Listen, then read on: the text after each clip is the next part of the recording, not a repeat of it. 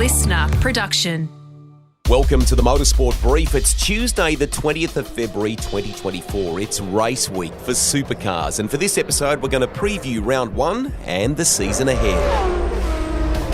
G'day everybody, Greg Rust with you for another edition of the Rusty's Garage Shortcast. Before we get into Bathurst this weekend, a quick reminder that our latest feature ep is out now, recorded in the listener studios and with a guest that we should have had on the pod ages ago.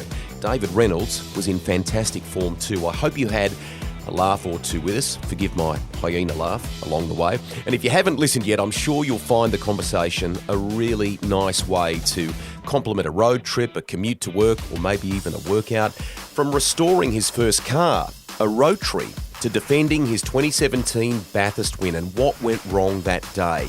Plus, working with Grove Racing during the team's rise to a now serious Supercars powerhouse and his new lease on life at Team 18. We'll bounce through a bit of news at the end of today's conversation. I thought we'd preview the 2024 Repco Supercars Championship with a broad look at the season ahead, the work done during the break to try and achieve parity between the cars, and kind of go team by team and consider their chances. To do that, I'm joined by a respected writer and an award-winning journo who's been on the mic from time to time too. He formerly worked with Motorsport News magazine for many years and now is the Supercars correspondent for motorsport.com. It is good to get Phil Brannigan on the show for the first time. Hello, mate, and welcome. Thanks, Rusty. Nice to be here. Thanks for remembering me. Oh, we always remember you. How can we forget you? I hate to think how many years it's been in this business, but anyway. It's been a lot, but that's why we got you on, because we know how closely connected you are to it and so on. Are we a little bit gutted that there's not more rounds in 2024? Kind of a few years on from the pandemic, I was hoping we might see the series expand its offering again. That's part of the plan. It hasn't happened yet. We do remember we grey hairs going to China. Some of us made it to Texas as well back in the day. Middle East was a regular port of call for Supercars, and there is a desire to take it back there. There was a lot of talk there was going to be 13 rounds in 24, but we're at 12. As long as it's a good 12, I'm happy. And we get to go to Bathurst twice, so that's good. Exactly. New Zealand is also on the calendar. I think most people think Taupo will be good. Sandown is important in the offering too. You're a Melbourner. Is there a feeling that the reason it's got added importance, not just because it's an endurance event, but it could potentially, Phil, be one of the last times that we go there? Yeah, it could well be. There's been talk. I don't want to tell you how many years I've been going to Sandown. I first went there, I think, as a 13 or 14-year-old, but there's been talk for the last 20 years that this is going to be the last Sandown. You better go now because it's going to be the last Sandown. There was a redevelopment done some years ago. If you drive to the place, you'll see there's houses almost on the doorstep now. I hate to think what that land's worth, and there'll be a lot of people living there. It's sometime, maybe in a few years' time, but it's worth going to see the Sandown 500, I think. It's always a great race, and it's a great venue, a lot of history. I agree. I love the history of the place. Big mission over summer for the sport, sending some cars to the United States to kind of really take the parity process to the next level. World's best practice, I think, as the sport has been saying. Is there a feeling on both sides that things will be closer, in your opinion, between Camaro and Mustang this year? There does, and there has to be, because Supercars hasn't put in all this effort. They haven't spent all this money on making sure that things stay the way they are. The wind tunnel tests in the US were very public, or they were publicised by Supercars because they want to be seen to be doing the right thing. There's been a massive technical shake-up on the Supercar side. Tim Edwards is now the General Manager of Motorsport, former boss of Tickford, of course, for 20 years. Scott Harmon's come in as a performance engineer and Hugh Malia as a technical projects manager. So they've actually gone to a lot of trouble to make sure that the verification of these cars is as close as they can make it. That process continued at Bathurst during the 12-hour when they had to run a Mustang and a Camaro, both fitted with a lot of sensors. It will continue next week at Bathurst and beyond that, because Supercars does not want to go through this again. They don't want that parity discussion that you and I have been hearing for the last 25 years on and off. They don't want that to continue. They want everybody on both sides to be happy. Can we bounce through the lineup of teams on the grid, maybe get your thoughts? Much has been said, right, about Erebus in recent weeks. We know that their drivers' champion in Brodie Kostecki won't be with them for round one. The cars are good. The crew is essentially the same. That presents a great opportunity for Jack Le Brocq and for Todd Hazelwood this coming weekend. Could the champion team actually kind of leave all of that other stuff behind and potentially pick up some silverware here? They're not the champion team for no good reason. All the reasons they prevailed last year in the team's championship, most of them are still there, but they'd have different drivers. If you go back 3 years, they had a reset when Brown and Kostecki arrived, and they built a team around them. And now it's Jack Le Brocq, and for the time being Todd Hazelwood, but in 2 brand new cars that the team has worked very hard in the off-season to build. And people forget a couple of things about Bathurst, and one is that sometimes there is a driver who may not have been a frontline driver at other tracks who are sneaky fast at Bathurst. And I think Le Brocq's one of those guys. I think he sees this as an opportunity now. He's been around for a long time. He's got good performances at that track before. He almost won the race in 2016. He was 3.5 seconds away when he shared a car with Cam Waters. He could leave the circuit in 14th place in the championship on Sunday night, but he could leave the circuit in the top 3 in the points. Either of those things are possible. Will Brown starts a new chapter at Red Bull and Racing, having left Erebus. Will there be a kind of settle-in phase for him, and that Brock Feeney benefits from those familiar surroundings for him? Or will these two, straight off the blocks, in your opinion, be the ones to beat? Are they the ones with the target on their back? They must be. Feeney must be, because Feeney's got continuity. He knows what was there last year. He knows how the team operates. Brown's the new boy. But don't forget, Brown led the championship for a fair few of the rounds last year. He's very fast. He's very fast at Bathurst, so is Feeney. In terms of being the title favourites at the moment, they might be, at least on the Chevrolet side of the fence. But don't forget, we've already talked about parity. If the Fords come out on an equal footing with the Chevs, they can't take anything for granted at Red Bull and Racing. Why don't we consider one of the Ford teams now? And I'm going to specifically look at Grove Racing with you if we can. A second and very well-deserved chance for a reinvigorated Richie Stanaway, the most recent race winner in the sport in Matt Payne, a bright young star alongside him. The team, for me, I think will kind of... They have staked a claim right at the end of last year's championship. They have arrived. Can they consistently fight for this title, do you think? You know what? I'm not prepared to rule out anything for Stanaway. He's such a talent. He's so fast. He seems focused. That team has taken some big steps in the last 12 months. But Payne, I've just got a feeling about this guy that we're looking at something special. We saw it in Adelaide. We've been around a long time, Rusty. How many times have you seen drivers drive away from the pack at Adelaide? We saw Whincup do it. We've seen Lowndes do it. Scaife has done it back in the day. Ambrose has done it. I don't want to put too much pressure on Payne. He's only 21. He's only starting his second full season in this sport, but he looks like something special, and there could be some great things ahead in that Penrite branded team. Do we? I mean, well, I'll continue with some of the teams here in a moment, but just more broadly speaking, Phil, Shane Van Gisbergen's gone to the United States and so on. Is this a new chapter for young stars that we're looking at here? Yeah, absolutely. There's no question. We've got the veterans. We've got the 40-somethings, Winterbottom and Davison and James Courtney, who's going to be the oldest driver on the grid. We've got the late 20-somethings, your Heimgartners, your Anton De Pasquales, your Randalls, and then you've got your mid-20s, your Browns and Fullwood, and then Feeney's 21, Aaron Love's 21, Payne's 21, Ryan Wood's 20. What are you putting in the water over there in New Zealand? I wish you'd stop it, because you're kicking out all these young drivers. We've got Kai Allen sitting on the sidelines. He's going to be in Super 2. It's not long before he's going to come in. I actually wrote a piece about this in Autosport a few weeks ago. As much as this wasn't planned for Supercars, not to have Kostecki on the grid, here's a great opportunity to put the focus on these guys.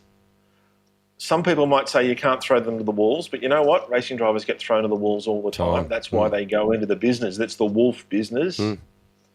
This breed of young drivers is as good as any I've seen for a long time, and a lot of them look like they're ready to upset the apple cart and ruin some reputations and maybe end some careers. I love that they're grabbing the opportunity and hopefully the sport, as you say, shines a light on this. And the teams are showing faith in them. That's great. Yeah, exactly. Let's go to Walkinshaw Andretti United. So Chaz Mostert, alongside another bright young star in Ryan Wood, who stepped up from Super 2. Are all the ingredients right for Chaz, and what realistically should we expect from Ryan in year one in the main game, do you reckon? I think the management at WAU wants to play him in gently. Whether racing drivers like being played in gently or not is a different question. With Chaz Mostert, is he ever going to have a better chance? Providing, and once again, the parity is okay between the Mustang and the Camaro. He looks the complete package. He's a great qualifier. He's a fantastic racer. He usually doesn't make mistakes. But motor racing is a funny business. A long time ago, someone said you don't win championships on your good days, you win them on your bad days. In other words, when you might be 12th or 16th and you scrape together enough points in 8th, or maybe drag it to 6th. How many times have we seen the greats in the sport do that right across the board, whether it's Supercars or somewhere else? Mostert's good at that. He came on like a train in the second half of last season. He's a class act. The team doesn't lack anything. They've got a great budget. This could be Chaz's year. Listen to you, the wise owl. I love it. The wise owl. I knew him when he was young. Yes. Dick Johnson Racing. Ryan's story is back and helping to drive the organisation forward again.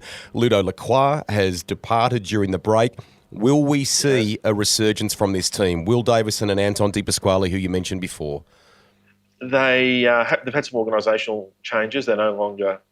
they don't have the responsibility of being the homologation team, and the engine supply, even though it's in-house, has been moved off to a side project. So that's all working in their favour. There's no questions about the quality of the drivers. I think Anton Di Pasquale looked fantastic. When the car permitted him to last year, he took an emphatic win in Townsville, but he did have an extra set of tyres because he had a bad Saturday. It's time for him to step up, quite frankly, and it's probably time for Davison to show greater consistency. That's what that team will be looking for. They're right in that mix. The team doesn't lack anything. We've seen what they've done in previous incarnations. So there's no reason why both of them shouldn't be able to win races, and race wins put you in title contention. Hey, Phil, can we get you to stay on the line there for just a moment? We're going to grab a quick break here. Our preview of the 2024 Supercars Championship continues in just a few moments. You're listening to the Rusty's Garage Motorsport Brief. Motorsport.com's Phil Brannigan is with us as we cast an eye over the Supercars grid ahead of this weekend's season opener in Bathurst. We talked before the break about Ludo Lacroix leaving DJR. He's landed at PremAir. What impact does he make, and how quickly will we see this outfit become perhaps more of a regular force? There's certainly absolute glimpses of their speed, isn't there? Yeah, there is. They need consistency. Lacroix is very good at providing that. He's a very calm... You talk about a wise owl. He is a wise owl sitting there as long as people can understand him and wind him up and get the best out of him. He's a very smart guy. He knows a lot about setting up supercars. Technically, I don't think there's anyone much better than him in pit lane. It's how he settles in. It's a big shift. It's a different team. I think he's going to be working by remote control between the races. It's a big challenge for the drivers because if the cars are right, they're not going to have any excuses. And it's time for Tim Slade and Jimmy G to really put their best foot forward. One of the biggest teams that we should talk about, and you alluded to them before, and that's Tickford. Big restructure over the break, a downsize from 4 cars to 2. Does this work for them? A reset to get 2 cars competitive on a regular basis, and how important for Cam Waters and Thomas Randall is this? I think Waters is in a similar position to Chaz Mostert. This has to be his year. He's got everything he needs at his disposal. He's got good backing. He's got the attention of the team, like you say, they've downsized. There has been a management change in the team, but that shouldn't affect the way it runs, certainly in a negative fashion. Waters has got a lot of experience by now, and he's well into his supercars career. He's almost a decade into it, if you can believe Crazy. That. He's had a lot of race wins. He just needs to start tying things together. But there's no reason why Cam can't be a title contender and take it all the way to the end of the season. What about Thomas Randall there? Great talent. I'm not sure all the building blocks are in place yet, but on his day, he's one of these drivers that can also just consistently put it on the podium. And that's one of the great things we saw from him last year when he started to string results together. So in that battle of the forwards, which we weren't used to seeing last year, or we were, but it was further down the grid, how that's all going to wash out and what the pecking order is going to be, we're not quite sure. I just talked about whether the Shell V-Power cars are going to be at the shiny end. It wouldn't be that surprising to see them at the tail end of the forward pack because there's so many good candidates in there. David Reynolds reunites with Frosty. They were both at Tickford a couple of years back. This time it's Team 18. Adrian Burgess is there now. Can you see that being collectively a good formula for the kind of success that clearly team owner Charlie Schwerkolt craves more often? It better be, because Frosty's in the twilight of his career now. But we saw he's still got the speed. He was quick last year. He won races. Reynolds was on fire when he was on fire. He also needs a bit more consistency. It's how he settles into that environment. But he's such an easygoing character. It's hard to imagine that he and Schwerkolt won't get on. But sometimes there's fireworks behind the scenes, as we've learned during the off-season, that don't necessarily affect the team. Well, I think they'll have a great season. Will they be title contenders? Maybe not. But you can't discount those two guys from winning anywhere. Matt Stone Racing. Nick Percat sounds like he feels right at home here. It's a fresh start. What should we expect from him and MSR? I mean, given, as you talked about before, I mean, Jack LeBrock had scored a win for them last year and so on. Yeah. Very much so. Percat's an enigma, isn't he? He's been around for a long time and he's as talented as anybody, but sometimes we don't get to see it. I think a change of environment is going to do him the world of good. I think the team's going to put a lot of confidence in him. Cameron Hill is a rising star. He's been fantastic on the way to this point of his career. So it's time for him to step up. I think he might have a good relationship with Percat. It's an ideal opportunity for him to use Percat as a mentor and to take that step. And it's a good team. I don't want to call it a good little team because that sounds like it's insulting. They've built a really good base there, and Matt Stone and his crew can be proud. They've got two drivers they can move forward with. To Albury's finest, Andre Heimgartner. He starred for Brad Jones Racing last year. They've dominated that pit stop challenge for many years now. Porsche driver Jackson Evans joins Fullwood, as you detailed there before. Does the kind of year two of Gen 3 present an opportunity for this kind of much-loved operation? It is going to be that much harder, but a little bit of New Zealand on the Murray River. The New Zealand side of the garage, Heimgartner's a proven performer. He's very fast, but with due respect, I'm looking forward to seeing how Jackson Evans goes. He's been like lightning in everything he's driven. At the Bathurst 12-hour on the weekend, he dragged the car, him and his co-drivers, from well outside the top 10 into the fight for the major positions at the end of the race. Did fantastically well. He is one of the drivers to watch, and it looks like he's going to have a great future. And don't forget Bryce Fullwood as well in one of the other cars, the Middies car. He's shown a lot of speed through the course of last season, a bit more consistency, and he could be in the fight for the top 6 or 8 positions. Let's go to Blanchard Racing Team, BRT, an expansion to 2 cars. James Courtney comes across from Tickford. He's joined by another fast youngster in Aaron Love. 2 cars is a bigger outlay. Naturally, that's an obvious thing to say. But does that kind of collective help them take a step forward in 24, particularly given JC's experience? Exactly. And Courtney has kind of assumed the mentor role in the last few years wherever he's been. And this is a great opportunity for him to race with the greatest respect, James, alongside somebody half your age. And what an opportunity for Love. Blanchards have built a really strong base. They've done it slowly. They've done it steadily. They've taken on a few personnel from Tickford. They've got very good equipment. They've got very sound backing, good budget, everything they need. A little bit of luck. They've had some damage on cars in the last couple of years, but they've shown speed on occasion. It's going to be fascinating to see how Love goes in his rookie season. But Courtney, on his day, still has a bit of fire in the belly, doesn't he? Yeah, he does. And grey hair on the roof and a bit of fire in the fireplace. And Aaron Love's actually been to Taupo and run in a support category.